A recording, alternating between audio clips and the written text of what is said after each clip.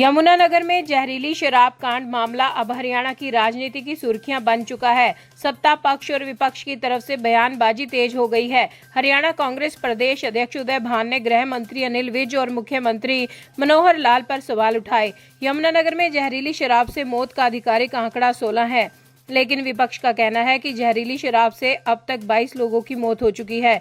यमुनानगर पहुंचे हरियाणा कांग्रेस के प्रदेश अध्यक्ष उदय भान ने हरियाणा के गृह मंत्री अनिल विज और मुख्यमंत्री मनोहर लाल को निशाने पर लिया। उन्होंने कहा कि मैं चाहता हूं कि इस पूरे प्रकरण की जांच हाई कोर्ट के रिटायर्ड जज से होनी चाहिए, क्योंकि SIT पर विश्वास नहीं किया जा सकता, क्योंकि यह सरकार की ही एक जांच एजेंसी है। जो नकली शराब का चिट्ठा का जो कारोबार जो चल रहा है पूरे देश में और जो घर घर तक पहुंच गया, और उसमें जो है नकली शराब का भी इससे पहले भी सोनीपत में हुआ था।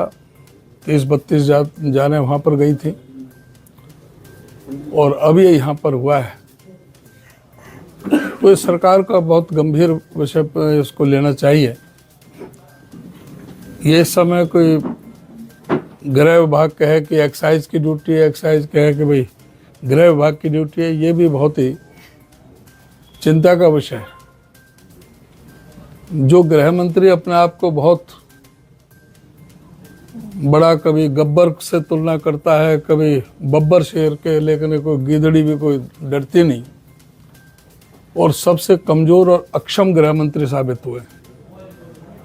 आज पूरे प्रदेश को नशे में डुबो करके रख दिया है, और ऐसे जो कर्म जो होते हैं, ऐसे जो कांड होते हैं, वो बगैर पुलिस की मिली भगत के किसी भी सूरत में नहीं हो सकते।